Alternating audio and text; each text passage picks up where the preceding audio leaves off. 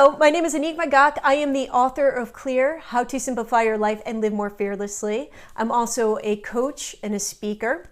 I have a design background, and all of this kind of came together in my book, Clear, which has been a labor of love over some time. And during the holidays, what I wanted to do is to give back to you guys. But first, I want to talk to you a little bit about what's on my mind. And we are coming up onto New Year's. And of course, everybody has great expectations for New Year's, whether or not you make a resolution or you do your goals. I don't necessarily make resolutions. However, I do take this time of year to review what my previous year was like, 2015, and what I want my new year, 2016, to be like.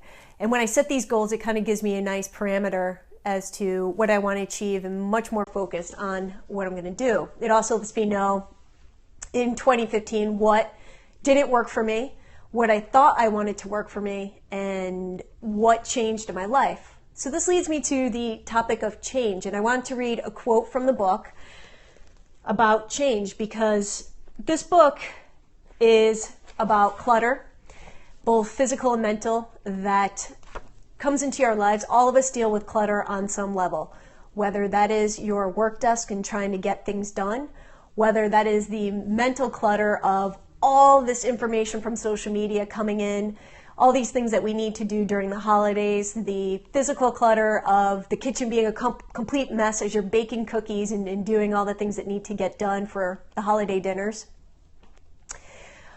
The problem with clutter is that it arrives, comes together when we least expect it. It's when things in our lives are not quite going well, or that there's some part of chaos in our life. And if you can deal with the clutter and cut through that, you'll be more apt to be able to achieve the things that you want in life, whether that is goals that you've set for yourself, financial wealth, all these different things. And so in the book Clear, I talk about all those different aspects. Okay, so the quote is, it's about change, because as we head into the new year, everybody makes these new goals. And part of the reason why we make goals is that we want to change in some aspect. If it's a health and fitness goal, thank you so much for the hearts, because on this side, it's hard to know whether or not what I'm saying is resonating with you or not. So I love the hearts. And if you do find that there's anything that you like from this, please feel free to share it, which you can do by sliding left or right on your device and pressing the share button. And I always appreciate that. So thank you very much. Ottawa, Canada. Hi, Mike. Awesome. I love that everybody's coming in from everywhere. That's really fun and exciting. All right, so let's talk about change, because if we are setting goals, we want to change in some aspect. However, okay, ready? Change is scary. There are so many unknowns. We hope for something or someone to make the changes for us so we don't have to make the decisions ourselves. What if I'm wrong? What if it's worse? What if I can't do this? What if I fail? What will people think? What will they say about me? These self-doubting questions can go on and on. If someone else or some outside influence makes the choice for us, we can blame the outcome on them when things go wrong. I'm putting this out there, especially, again, like I'm saying, that we're setting up goals, and usually around this type of year, we really start to consider, like, okay, what didn't work for us? What can happen is that we start to get a little bit scared. There's fear, and part of the book is called Live More Fearlessly. Everybody deals with fear. I don't care how confident you come across, how perfect things seem, everyone deals with fear. And fear can creep up in very crazy ways, whether that is an emotional fear, that is a physical fear of heights. Fear is present in everybody's life. So some people have asked, well, Annick, why don't you just say live fearlessly? And I make a point of always saying live more fearlessly.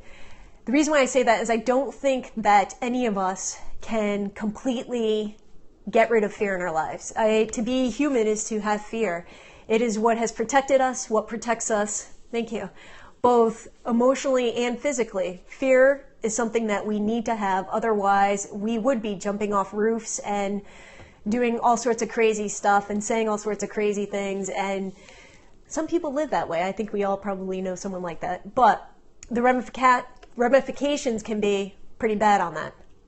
So with change, here's the tricky part with change and fear, is that we do fear change. Sometimes we are in a part or point in our lives where we can embrace it wholeheartedly, and that is somewhere that we want to get. But oftentimes when we go to change, there's a lot of fear involved around it. One thing that makes it easier is that when we go to make changes, that we take complete, and I mean this, complete. Okay. You can give me the question and I'll go on the fear train. What do you got for me, Brian? There's a little bit of a delay, so we will give him a second or two to talk about this. And then, as you said, hopefully I will continue my train of thought about change and fear. Because be cautious and be afraid. Being cautious and be afraid at the same time, or different to you. Being cautious and be afraid. Okay. Oh, I'm sorry, Mike. Ryan was the other guy. Okay. All right, caution and fear together. Okay. Yes, you can have both together. And so I'm going to finish my train of thought because I think that this might also answer where you're going with that question. And like I said, fear is always going to be integrated in every aspect of us.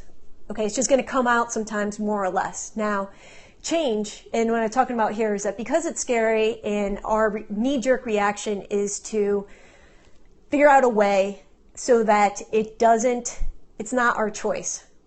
Okay, now bear with me as I say this. So the victim mindset, we can make a lot of choices in life and actions based on the victim mindset. When we don't own our choices, where I can say, this person or that person or this circumstance made me do this, or I made this choice based on this, instead of saying I made this choice because I want to, or I did this because I wanted to, are two very different things. So caution, and I think this is what you're getting at, Mike, caution and making choices in that aspect puts us in a victim mindset.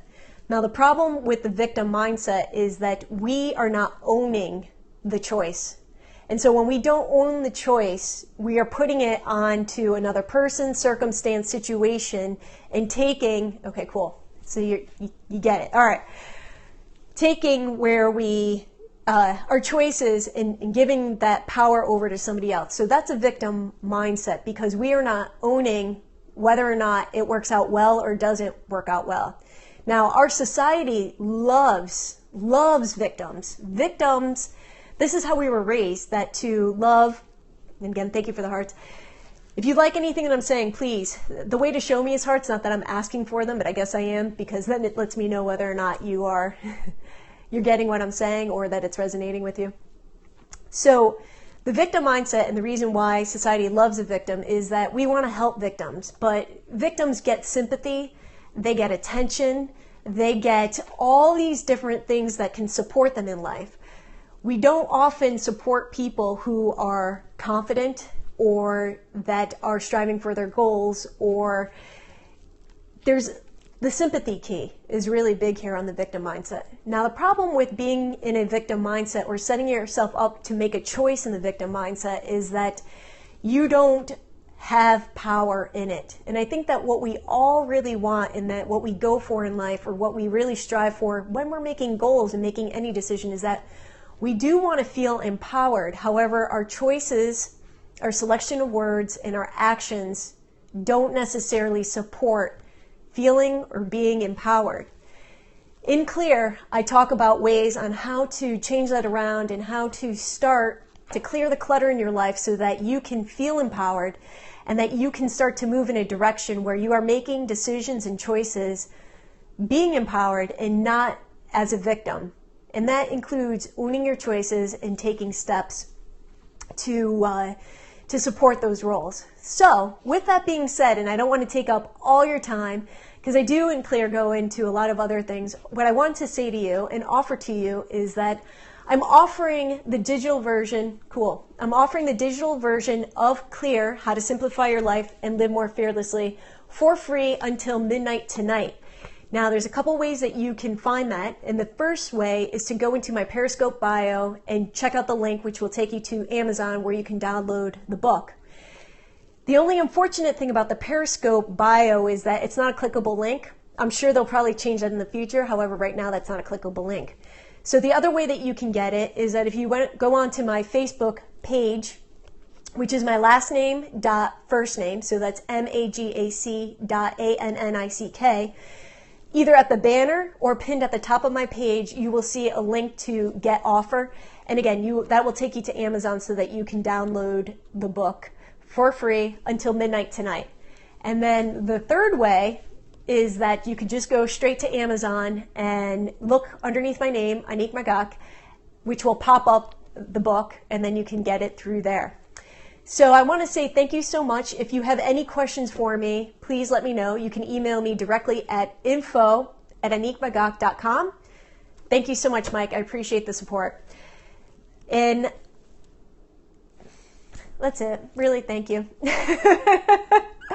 So before I close out here with my Charlie Brown Christmas tree, I will end with some awesome music, because the best part about this tree, even though it doesn't have Christmas lights, is that it actually plays music. So happy holidays, everyone, and I hope you enjoy your gift. It's my way of saying thank you and for all your support. So as I say goodbye, can you not love it? It's freaking awesome. Just makes me so happy. So ciao, take care.